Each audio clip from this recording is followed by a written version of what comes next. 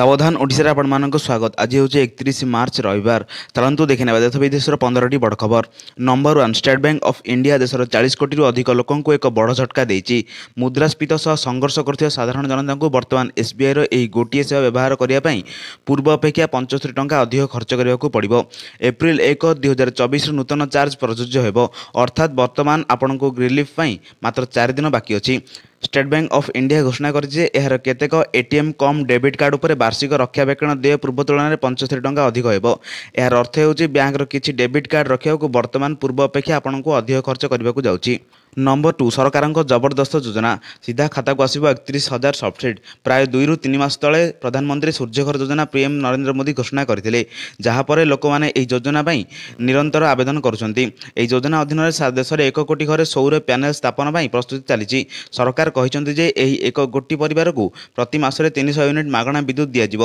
बर्तमान यही योजना संबंध में लोकों पाखे अनेक प्रश्न अच्छी, से केते किलोवाट सौर पैनल स्थापन करा उचित। नंबर 3 शिक्षा सहायक नियुक्ति क्षेत्र में तथ्य लुचाइबा प्रार्थी संपर्क में भद्रक जिलापाल सहानुभूतिशील आदेश देवाई प्रसंग को नहीं हाइकोर्ट असंतोष व्यक्त करछंती। भद्रक जिलापाल 2015 अगस्ट 21 निर्देश हाइकोर्ट रद्द करछंती। तथ्य लुचाई भैकेशनाल उपशास्त्री प्रार्थी को बाद दे सानी मेधा तालिका प्रकाश पर हाइकोर्ट भद्रक जिला परिषद मुख्य कार्यनिर्वाही तथा जिलापाल और जिला प्रकल्प संयोजकों को निर्देश देइछंती। एसहित शिक्षा सहायक बा अन्य कौन समान पदरे आवेदनकारी को नियुक्ति संपर्कित निर्देशनामा 4 मास भितर प्रदान करने को हाइकोर्ट उपरोक्त 2 अधिकारी को निर्देश देइछंती। जस्टिस शशिकांत मिश्र को नहीं गठित खंडपीठ सुरेखा सामल और अन्य 2 जन आवेदन शुणाणी करी एपर निर्देश प्रदान करिसेंती। नंबर 4 राजस्थान रे एक भूताणु तीव्र व्यापार लगी। एथिरे आक्रांत होइतिया लोक श्रवण शक्ति हराउछंती अथा सेमान शुणिबार क्षमता ह्रास होउची। एहाको मम्बस भाइराल बोली कहा जाए। सूचना अनुसार यह भूताणु द्वारा आक्रांत होगा जो 2 जन पिलांको समेत 6 जन श्रवण शक्ति हराइछंती। तेज सबुठ बड़ समस्या जहाँ होउची भूताणुर नियंत्रण। एपर्यंत भूताणु नियंत्रण निमंते कौन टीका उपलब्ध हो न तीव्रता व्यापार लगी। नंबर 5 जदि आपण सरकार द्वारा परिचालित क्षुद्र संचय योजना विनियोग करुँच तेबे यह खराब आपण उपयोगी। सरकार गुरुवार दिन घोषणा कर नूतन आर्थिक वर्ष अर्थात 1 एप्रिल 2024 रु विभिन्न छोट संचय योजन सुध हार में कौन परिवर्तन हेब नहीं। अर्थ मंत्रालय द्वारा जारी विज्ञप्ति में कहुई नूतन आर्थिक वर्ष प्रथम त्रैमासिक एप्रिल 1 2024 रु आरंभ हो जून 30 2024 शेष हो। नूतन आर्थिक वर्ष प्रथम त्रैमासिक सुध हार 2023-24 आर्थिक वर्षर चतुर्थ त्रैमासिक सामान रहिबो। अर्थ मंत्रालय द्वारा जारी विज्ञप्ति अनुसार सुकन्या समृद्धि योजना अधीन जमा होइतिबा राशि उपर 8.2% सुध हार उपलब्ध हेबो। यह पूर्व परि समान रहिबो। यह व्यतीत 3 वर्षर एफडी उपर सुध हार पूर्व परि 7.1% रहिबो। नंबर 6 राज्य में कलबल करुछि ताती। चलित वर्ष प्रथम थर 40 छुईब तापमात्रा। गतकाली 5टी सहर में तापमात्रा 40 डिग्री उपर रेकर्ड करा जायथिबा बेले आगामी दिने 2 दिन भितर तापमात्रा आहरी बढ़िबार संभावना रही। शुक्रवार बलांगीर टिटलागढ़ बौद्ध और नयगढ़ सहर में 40 छुईब तापमात्रा। भुवनेश्वर और कटक भली उपकूलवर्ती सहर में तापमात्रा 37 डिग्री उपर रोचे। तेबे ताती सांग गुड़गुड़ी जनजीवन को अस्तव्यस्त कर पकाउछि। केवल दिने नुहे राति में स्वाभाविक ठारू 2 ରୁ 3 डिग्री तापमात्रा वृद्धि पाई। आसंता 5 दिन मध्य राज्य तापमात्रा स्वाभाविक ठारू 2 ରୁ 4 डिग्री जाए अधिक रहे बोली आकलन कर। विशेषकर पश्चिम ओडिशा तापमात्रा 42 डिग्री छुईबार संभावना रही।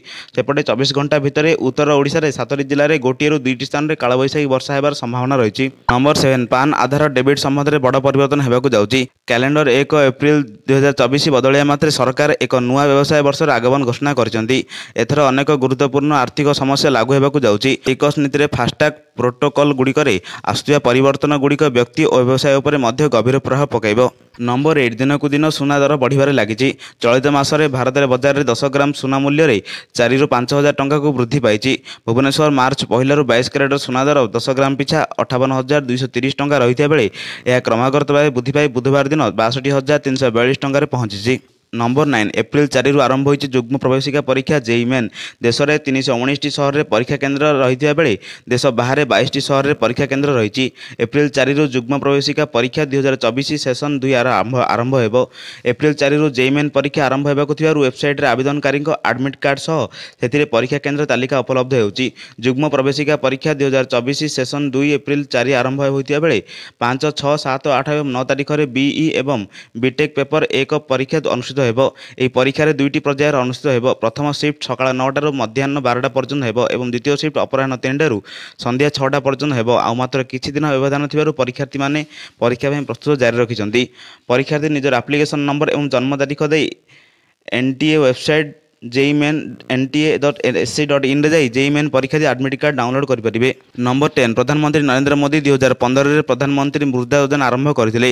ଏହି ଯୋଜନା ଅଧୀନରେ ଆପଣ 10 ଲକ୍ଷ ଯାଏଁ ଲୋନ୍ ବିନା କୌଣସି ଗ୍ୟାରେଣ୍ଟିରେ ପାଇପାରିବେ। ଭାରତ ସରକାରଙ୍କ ମୁଦ୍ରା ଯୋଜନା ଅନୁଯାୟୀ ଗ୍ରାମାଞ୍ଚଳରେ କ୍ଷୁଦ୍ର ବ୍ୟବସାୟ ଆରମ୍ଭ କରି ନଚେତ୍ ବଢ଼ାଇବା ଲାଗି ଋଣ ପ୍ରଦାନ କରାଯାଇଥାଏ।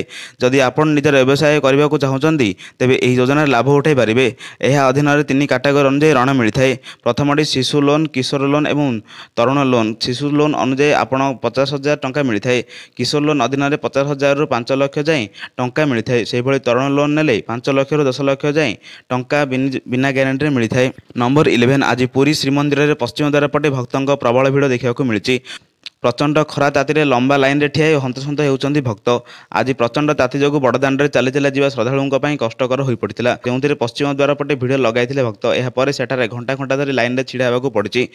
ମନ୍ଦିର ଭିତରକୁ ଶୀଘ୍ର ପଶିବା ପାଇଁ ଭକ୍ତଙ୍କ ମଧ୍ୟରେ ଠେଲାପେଲା ପରିସ୍ଥିତି ସୃଷ୍ଟି ହେଉଛି। ପୋଲିସ କର୍ମୀ ଏହାକୁ ନିୟନ୍ତ୍ରଣ କରିବାକୁ ପ୍ରୟାସ କରୁଛନ୍ତି। ନମ୍ବର 12 ଦେଶରେ ବୃହତ୍ତମ ବେସରକାରୀ ବ୍ୟାଙ୍କ ଚଳିତ ବର୍ଷ ଜାନୁଆରୀରୁ ରେପୋ ରେଟ୍ ସହିତ ଜନିତ ହୋମ୍ ଲୋନ୍ ଉପରେ ସୁଧ ହାର ବୃଦ୍ଧି କରିଥିଲା। ତେବେ ଗତ ବର୍ଷ ଏପ୍ରିଲରୁ RBI ରେପୋ ହାରରେ ପରିବର୍ତ୍ତନ କରିନାହିଁ। କରାଯାଇଥିବା ବୃଦ୍ଧି କେବଳ ଅନୁମୋଦିତ ହୋମ୍ ଲୋନ୍ ପାଇଁ। ଏହାର ଅର୍ଥ ହେଉଛି ପୁରୁଣା ହୋମ୍ ଲୋନ୍ ଗ୍ରାହକ ପ୍ରଭାବିତ ହେବେ ନାହିଁ। ଜାନୁଆରୀରେ 50 ଲକ୍ଷ ଟଙ୍କା ଘର ଋଣ ଉପରେ ସର୍ବନିମ୍ନ ସୁଧ 8.35% ଥିଲା। ବର୍ତ୍ତମାନ ଏହା 8.70% ବୃଦ୍ଧି ପାଇଛି। ନମ୍ବର 13 ସରକାରଙ୍କ ଖାସ୍ ଯୋଜନା। ଏହି ଯୋଜନାରେ ଗରିବ ପିଲାଙ୍କୁ ପ୍ରାଇଭେଟ୍ ସ୍କୁଲରେ ପଢ଼ାଇବାର ସୁଯୋଗ ପାଇବେ ପିତାମାତା। ପାଠପଢ଼ାରୁ ବଞ୍ଚିତ ହେଉଥିବା ପିଲାମାନେ ଏହି ଯୋଜନା ଅଧୀନରେ ଶିକ୍ଷାର ଲାଭ ପାଇପାରିବେ। ହରିୟାଣା ସରକାରଙ୍କ ବିଚାର ଯୋଜନା ଅଧୀନରେ ପିଲାମାନଙ୍କୁ ଘରୋଇ ବିଦ୍ୟାଳୟରେ ନାମ ଲେଖା ଏବଂ ଏକ ଉଜ୍ଜ୍ୱଳ ଭବିଷ୍ୟତ ସୃଷ୍ଟି କରିବା ପାଇଁ ଚେଷ୍ଟା କରାଯାଉଛି। ତେବେ ଏହି ଯୋଜନାରେ ଲାଭ ଉଠାଇବାକୁ ଚାହୁଁଥିଲେ ଶୀଘ୍ର ପିଲାଙ୍କୁ ଆଡମିସନ ପାଇଁ ଆବେଦନ କରନ୍ତୁ। ମାର୍ଚ୍ଚ 31 ତାରିଖ ପର୍ଯ୍ୟନ୍ତ ଆପଣଙ୍କୁ ଏହି ସୁଯୋଗର ଲାଭ ଉଠାଇ ପାରିବେ। ଏହିଭଳି ଲାଟେଷ୍ଟ ଦେଶ ବିଦେଶର ଖବର ପାଇବା ପାଇଁ ଆମ ଚ୍ୟାନେଲ ସହ ଯୋଡ଼ି ରୁହନ୍ତୁ। ଯଦି ଚ୍ୟାନେଲରେ ନୂଆ ଥିବେ ତେବେ ଚ୍ୟାନେଲକୁ ସବସ୍କ୍ରାଇବ୍ କରି ପାଖରେ ଥିବା ବେଲ୍ ଆଇକନ୍ ଦବାଇ ଅଲ୍ ନୋଟିଫିକେସନକୁ ଅନ୍ କରନ୍ତୁ, ଯାହାଦ୍ୱାରା ଏଭଳି ଲାଟେଷ୍ଟ ଦେଶ ବିଦେଶର ଖବର ଆପଣମାନଙ୍କ ପାଖରେ ସର୍ବପ୍ରଥମେ ପହଞ୍ଚିପାରିବ। ବ୍ୟୁରୋ ରିପୋର୍ଟ, ସାବଧାନ ଓଡ଼ିଶା।